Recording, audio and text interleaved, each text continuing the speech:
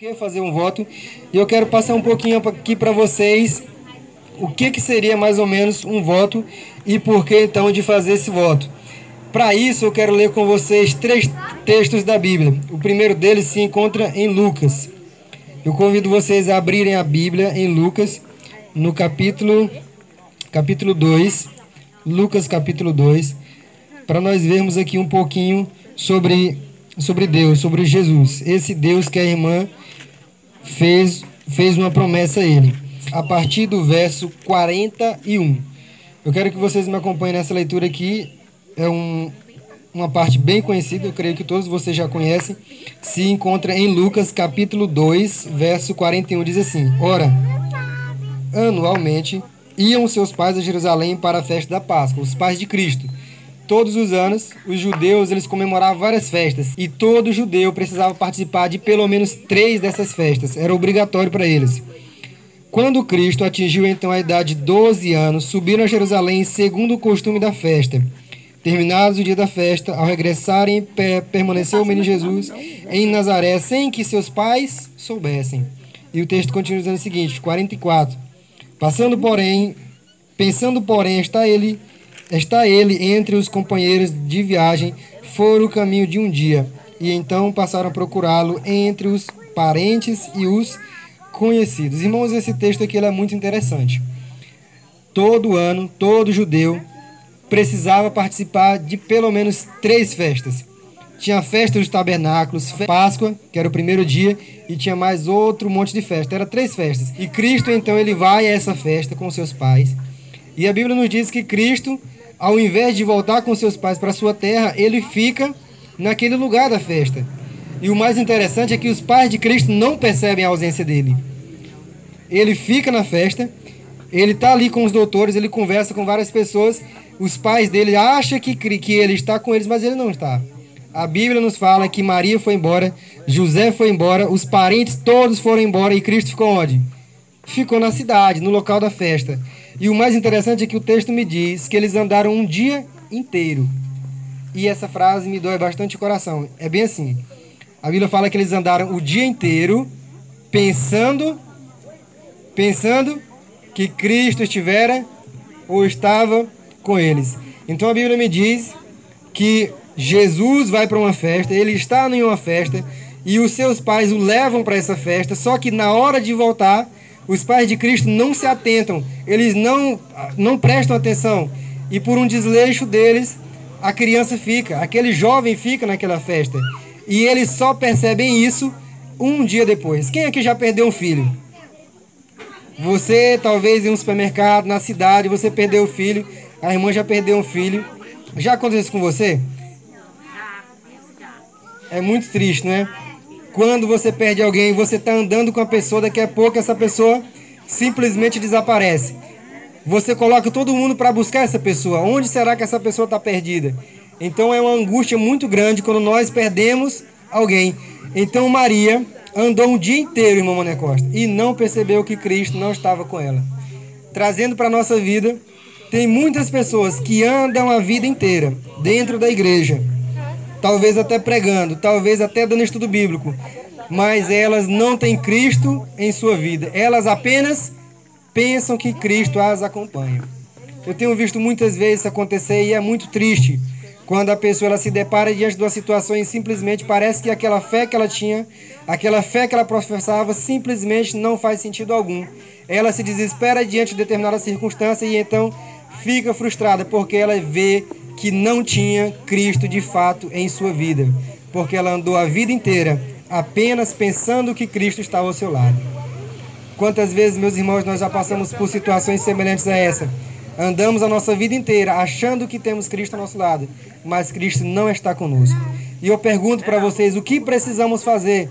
Qual que deve ser a nossa caminhada? Qual que deve ser a nossa busca? E qual deve ser o nosso envolvimento com a igreja para que tenhamos Cristo em nossa vida? A irmã Firmina ela fez um voto, mas esse voto dela não faria sentido se ela não conhecesse quem é Cristo e aquilo que Ele pode fazer por ela. Então muitas vezes nós votamos, mas não sabemos nem o motivo de fazer isso. Não sabemos o porquê estamos fazendo. Eu quero apresentar para vocês aqui quem é o Cristo a quem devemos votar. Quem é o Cristo a quem devemos colocar toda a nossa confiança? Maria pensou que Cristo estava com ela. Cristo não estava com ela. Irmãos, não se engane. Busque ter a certeza todos os dias de que Cristo está ao seu lado. Busque ter a certeza todos os dias de que você faz a vontade de Cristo. O irmão Zé Filho todos os dias tem que saber, tem que ter a certeza de que nesse dia ele tem a presença de Cristo com ele. E como fazer, meus irmãos? Como eu posso fazer para ter a certeza de que Cristo está ao meu lado? Como eu posso ter a certeza de que de fato eu sou um seguidor de Cristo e que Cristo se agrada do meu discipulado, que Cristo se agrada de mim, do que eu faço? Irmãos, eu convido vocês a analisar um outro texto da Bíblia que nos responde essa pergunta. Primeiro, você viu que não basta apenas falar que temos Cristo, é necessário que vivamos Cristo em nossa vida. É necessário que você, através dos seus atos, das suas atitudes, mostre Cristo para as outras pessoas. Porque o falar, ele é muito pouco. O falar, ele é muito simplório. Muitas vezes dizemos para Deus o mundo que temos Cristo, mas as pessoas olham para a gente e não veem isso. As pessoas olham para mim e para você e muitas vezes elas dizem, isso aí diz que é de Cristo, mas não demonstra ser de Cristo. E eu quero falar para você aqui quais são as características de alguém que serve a Cristo. Como que você pode fazer um voto a Cristo se você não o conhece? Então, para que você faça promessas a Deus, para que você se entregue a Deus, necessário é que você conheça quem é Deus e aquilo que Ele faz. Eu convido você a abrir sua Bíblia agora em Lucas, no capítulo 9, no verso 23. O que Deus espera de mim e de você? O que Deus espera de um servo seu? O que um servo de Cristo precisa ter de atributos? A Bíblia diz o seguinte, verso 23, diz assim: dizia a todos, se alguém quiser vir após mim, a si mesmo se negue, dia a dia, tome a sua cruz e siga-me. Então Deus, na pessoa de Jesus Cristo, ele fala algo bem interessante. Ele fala o seguinte, ó: muitos por aí dizem que tem Cristo. Muitos por aí dizem que são de Cristo, pregam sobre Cristo, dão estudos a respeito de Cristo, mas essas pessoas não vivem de acordo com a vontade de Deus, porque a sua profissão de fé, porque a sua religião não passa de palavras, a sua religião não passa de palavras vazias. É por isso que muitas vezes você está na igreja e você conversa com alguém que não é da igreja e essa pessoa diz um monte de defeitos dos membros da igreja, porque essas pessoas buscam agradar a Deus e ao mesmo tempo agradar ao mundo. Isso não é possível. Ou você é de Deus ou você é do mundo. E agora Cristo ele fala o seguinte: meu filho, se você quer que a sua pregação tenha poder, que a sua pregação mude a vida de alguém, você tem que fazer três coisas. Você tem que fazer três coisas. A primeira coisa que a Bíblia nos fala, capítulo 9, verso 23. Jesus dizia a todos, se alguém quer vir após mim, a primeira coisa que essa pessoa deve fazer é negar a si mesmo. O que é negar a si mesmo? Como eu nego a mim mesmo? Irmãos, você às vezes tem vontade de fazer aquilo que não é certo. Você às vezes tem vontade de desagradar a Deus ou de falar mal de alguém. Negue-se a si mesmo. Negue-se os seus prazeres, negue a sua vontade. Quando você tiver vontade de blasfemar de Deus, quando você tiver vontade de criticar aquele irmão, o irmão A ou o irmão B, por isso ou por aquilo, lembre-se de que você deve negar a si mesmo. Irmãos, eu não conheço ninguém, ainda não conheci, talvez eu conheça, que já amanheça o dia planejando em dar estudo bíblico, planejando em estudar a lição, planejando em fazer um monte de coisa com a maior alegria do mundo. Não conheço as pessoas.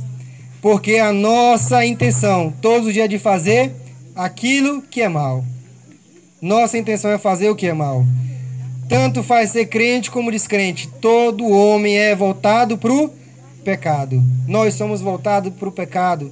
Nós amamos pecar. A diferença entre o crente e o descrente é que nós, como crentes, aceitamos que essa não é a vontade de Deus para a nossa vida. Deus quer que nós vivamos uma vida diferente e é por isso que nós lutamos diariamente para vencer o nosso próprio eu, vencer defeitos de caráter. Às vezes eu gosto de mentir, às vezes eu gosto de falar mal de alguém, mas através da palavra de Deus eu vejo que isso não é certo. Então eu devo negar a mim mesmo, as minhas vontades, botar a vontade de Deus acima da minha vontade. Se você olha para uma pessoa, meu Deus do céu, essa menina é muito bonita, eu quero namorar com essa menina. Essa menina não é da igreja.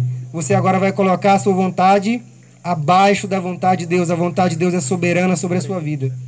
Eu estou doido querendo fazer um negócio e nesse negócio eu vou ganhar muito dinheiro, mas o irmão Valmir vai perder. Se eu fizer esse negócio eu vou enrolar o irmão Valmir. Coloque a sua vontade abaixo da vontade de Deus. Em primeiro lugar vem a vontade de Deus. Isso é negar a si mesmo. Negar a si mesmo é colocar Deus acima dos teus planos, acima dos teus projetos.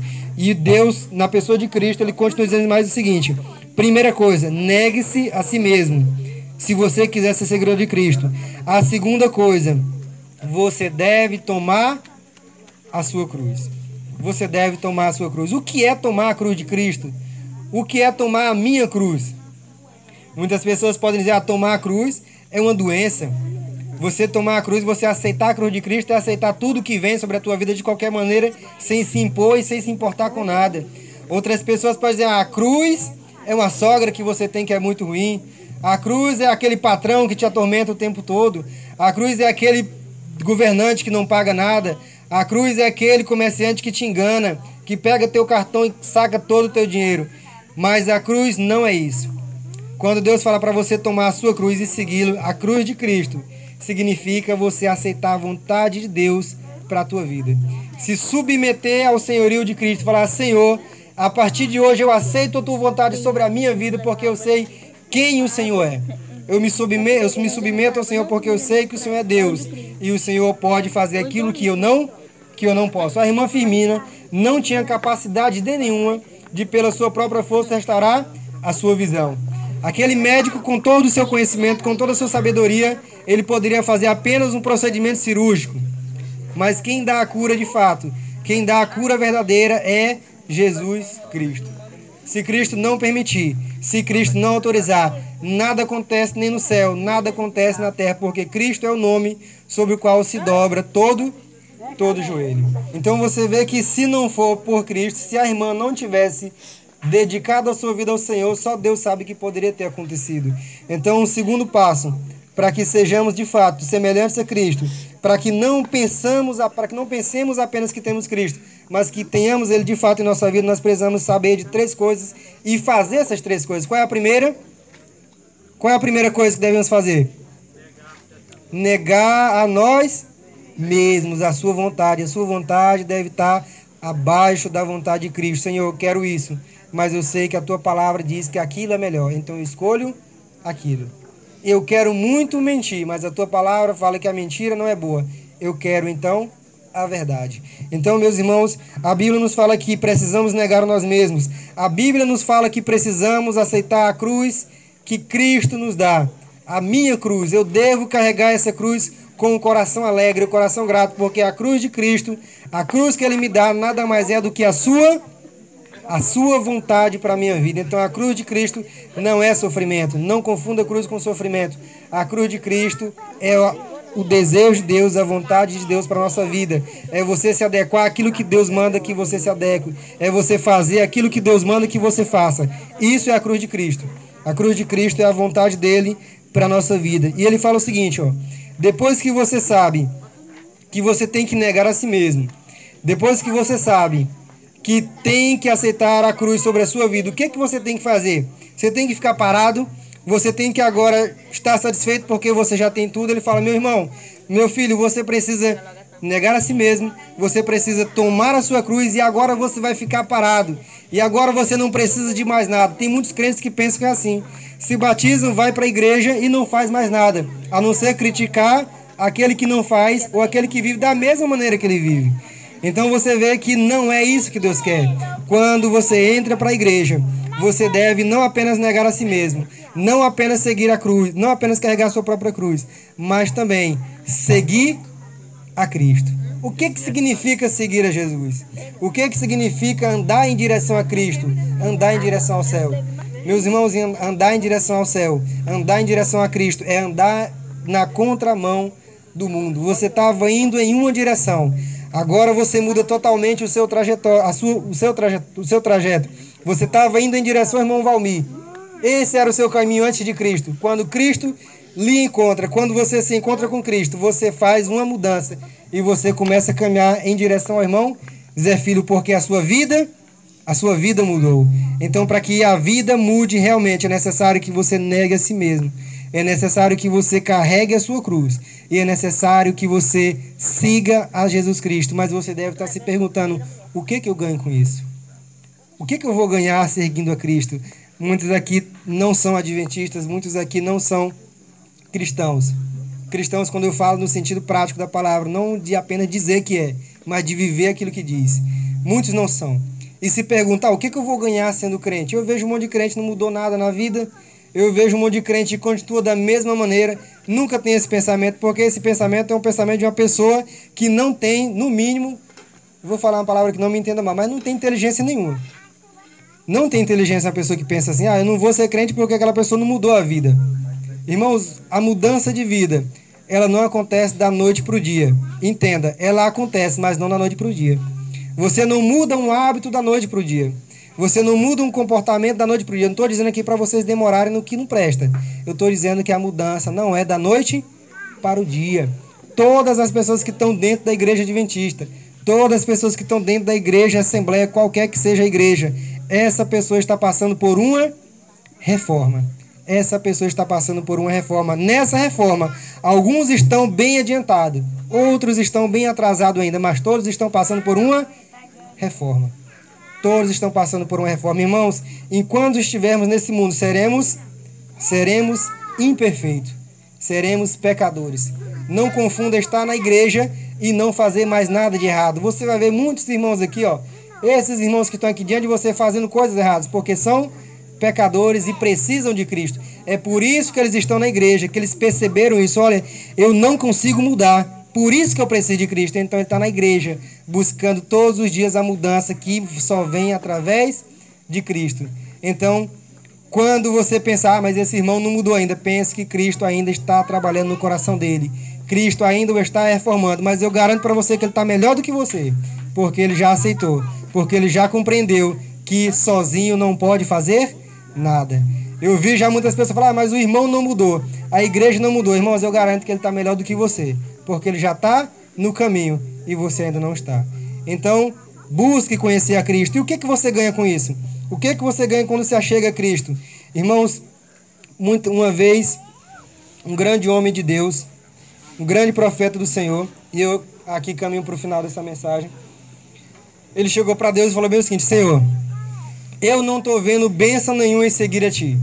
Todas as pessoas aí que não têm nenhum compromisso contigo são bem-sucedidas, são ricas, têm tudo o que querem, e eu que sirvo ao Senhor, procuro fazer a Tua vontade, não tenho nada. Os meus parentes sofrem, eu perdi família, eu perdi filho, e parece que as pessoas que não servem ao Senhor vivem melhor do que eu. Já tiveram essa impressão? Você vê a pessoa que não tem nada, nenhum compromisso com Deus, ela está bem-sucedida. E chegou um profeta de Deus e falou: Senhor, é isso que eu vejo. Eu sigo ao Senhor, eu procuro fazer a Tua vontade, mas eu não estou vendo nada de diferente na minha vida. Eu estou vivendo pior do que aquelas pessoas que não servem ao Senhor ainda. Eu não sei quantos de vocês já falaram isso para Deus. Eu já falei. E quando eu me lembro disso, toda vez que eu me lembro de questionar a Deus pelo tipo de vida que eu tenho, eu volto então para o texto bíblico. E eu quero terminar com vocês no Antigo Testamento. Eu comecei no Novo Testamento, eu quero terminar no Antigo Testamento, no texto de Malaquias. Malaquias, uma certa vez, levado pelo povo de Judá, ele questiona Deus e o que Deus tem feito pelo povo. Ele fala: Senhor, não tem valido de nada servir a Ti.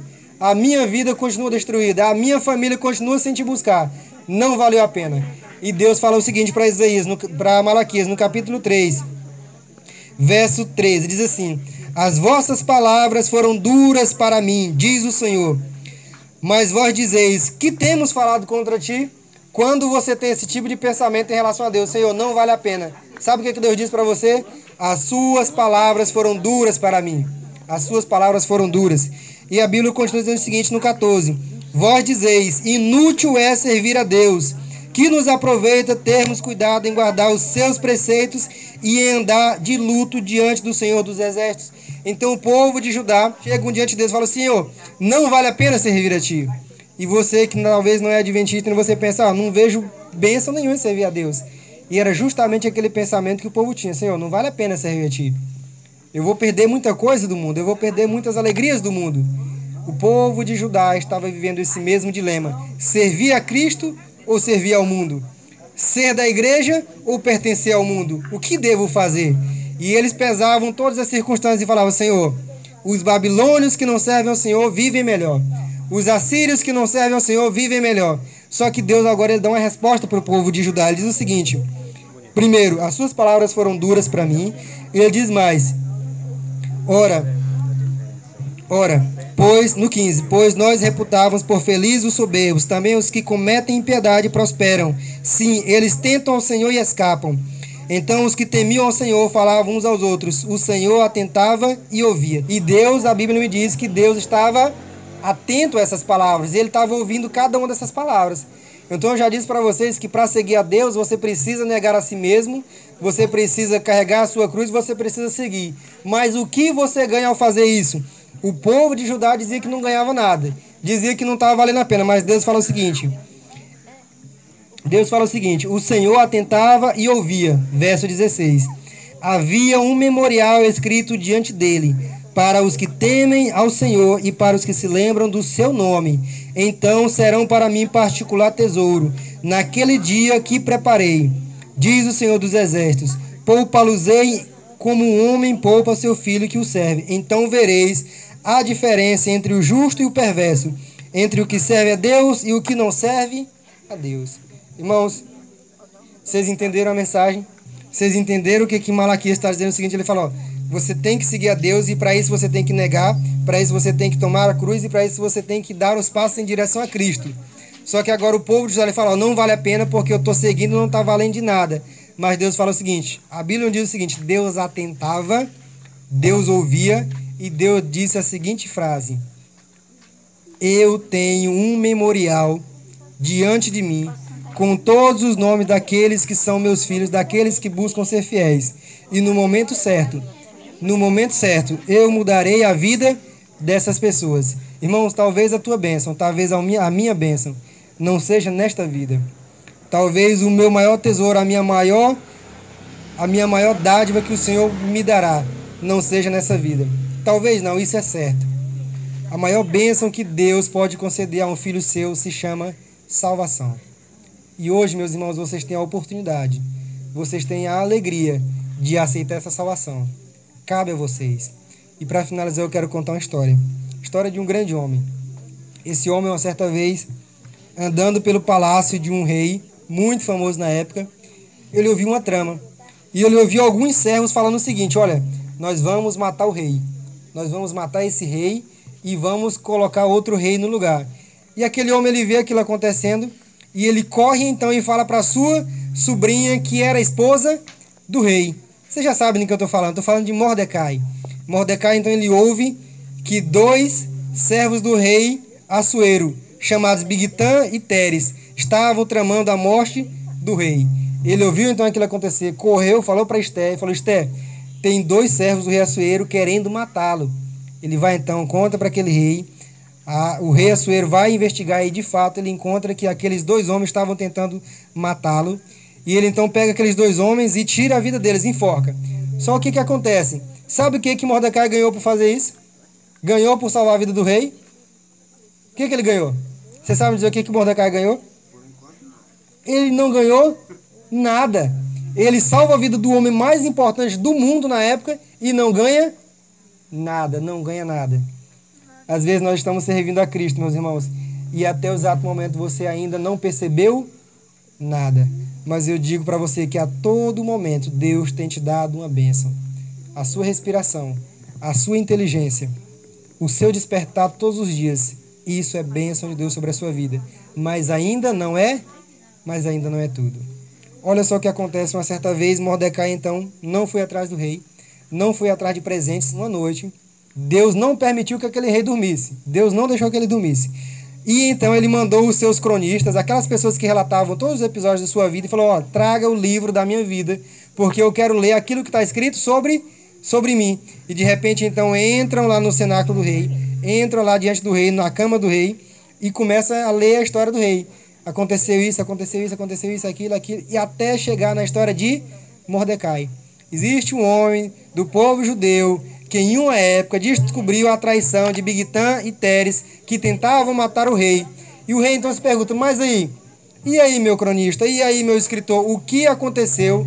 Qual foi a paga que se deu a esse homem? E para a surpresa do rei, e para a vergonha do rei, não tinha sido dado absolutamente nada para Mordecai. Não tinha sido nada. Irmãos, e a partir desse momento, pela bênção de Deus, a vida de Mordecai ela começa a mudar. E naquela mesma noite, o rei baixou um decreto. Naquela mesma noite, o rei deu uma ordem e chamou o seu homem que era o braço direito, aquele que era o mais importante depois dele. Falou: Amã, o que eu devo fazer então? Aquele homem a quem eu quero honrar. E Amã falou assim: você vai pegar o melhor cavalo. Amã achava que era ele. Você vai pegar o melhor cavalo, você vai pegar a sua capa e cobrir esse homem de honras e glórias. E ele vai desfilar então na cidade como sendo um escolhido, um preferido do rei. Meus irmãos, Mordecai não tinha ganhado nada. O rei aparentemente tinha sido ingrato com ele. O rei não deu nada para ele. Mas depois de um tempo, Deus fez com que aquele rei se lembrasse.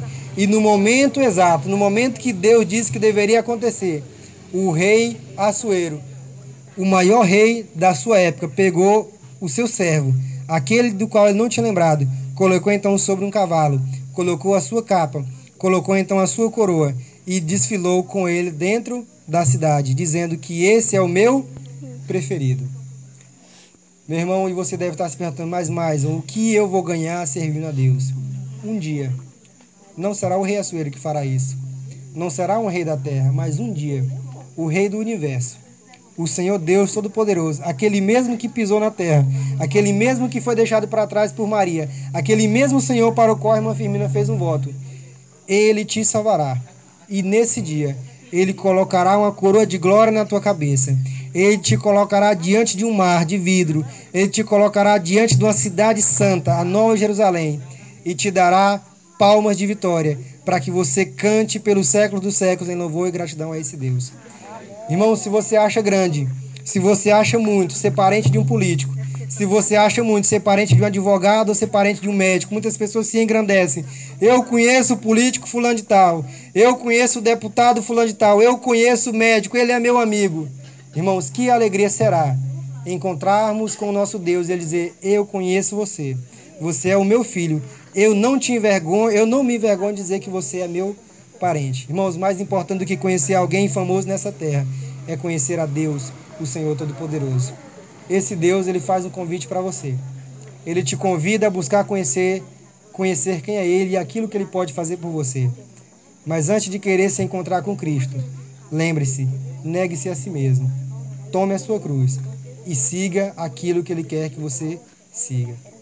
Irmãos, talvez você não consiga ver as bênçãos de Deus na tua vida hoje, mas continue. Não desanime. Continue buscando ao Senhor. Se você não vê tua família servindo a Deus ainda, continue. Se o seu marido ainda não busca a Deus como você busca, continue. Se a sua filha não busca a Deus ainda como você busca, continue. Se o seu pai não aceitou ao Senhor ainda, continue. Não desista, porque a Bíblia me diz, Deus me promete que um dia eu verei a diferença entre o que serve a Deus e aquele que não serve. Um dia eu terei a coroa de glória na minha cabeça. Um dia eu estarei na presença do maior rei que já existiu nesse universo, o Deus Todo-Poderoso. Ele me diz, a Bíblia me diz em Apocalipse, que eu sentarei no trono de Deus. Eu estarei ao lado de Deus, à destra de Deus, à mão direita de Deus. Eu não sei se você acredita nisso. Eu quero que você acredite nisso. A Bíblia nos fala para acreditar nisso. Se você acredita, meu irmão, ou se você quer acreditar, se você quer viver essas promessas na tua vida, e se você quer ver a diferença entre o que serve e o que não serve a Deus, eu te convido a se colocar de pé nesse momento. Eu te convido a abrir o coração a Deus nesse momento, para que Ele fale a você, para que Ele te ensine como você deve negar a si mesmo, para que Ele te ensine como levar a cruz, e para que Ele te ensine o caminho pelo qual você deve segui-lo, para que um dia você possa fazer a mesma promessa, para que um dia você possa fazer o mesmo voto que a irmã Firmina fez e ter a certeza de que esse voto será atendido conforme a santa, boa e agradável vontade de Deus. Se você tem esse desejo, se você tem essa alegria ou quer ter essa alegria, eu peço que você ore comigo nesse momento. Eu peço que você levante as suas mãos a Deus. Levante a sua mão a Deus em reconhecimento. Senhor, eu quero essa bênção. Senhor, eu quero um milagre na minha vida. Eu quero a mudança dos meus familiares. Eu quero a mudança no meu interior, nos meus filhos e em todo mundo. Se você quer isso, irmãos, baixe sua cabeça, levante a sua mão, adore a Deus e ore comigo. Senhor Deus Todo-Poderoso, nosso Deus e nosso Pai, sabemos que não somos nada, sabemos que somos pecadores, mas na qualidade de teus servos e teus filhos nos colocamos diante da tua presença, reconhecendo quem somos e aquilo que o Senhor pode fazer por nós. Obrigado, meu Deus, porque a irmã Firmina teve um grande milagre em sua vida. Obrigado porque o Senhor deu a ela a visão, mas queremos pedir também, Senhor, que o Senhor nos dê a visão espiritual, para que possamos discernir o teu caminho, para que possamos viver a cada dia mais negando a nós mesmos, seguindo os teus caminhos, tomando a nossa cruz, para que possamos, Senhor, experimentar qual seja a boa, agradável e perfeita vontade de Deus em nossa vida.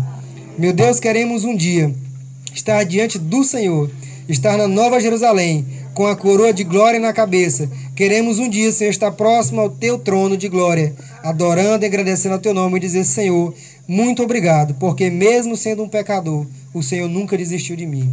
Muito obrigado, porque um dia o Senhor me salvou. Um dia o Senhor me deu a possibilidade de viver uma nova vida. Senhor, nos abençoe. Nos dê um ano de 2018 feliz na tua presença. Que possamos, meu Deus, abreviar a tua vinda, que possamos abreviar o teu retorno a esse mundo. Que possamos ver o Senhor voltar ainda em nossa geração. Fica com esse povo. Abençoe esse povoado, abençoe a família da irmã Firmina, o seu filho que se encontra doente. Sabemos que o Senhor é o médico dos médicos e tudo pode fazer. Confiamos e entregamos a nossa vida em tuas mãos, em nome de Cristo Jesus. Amém.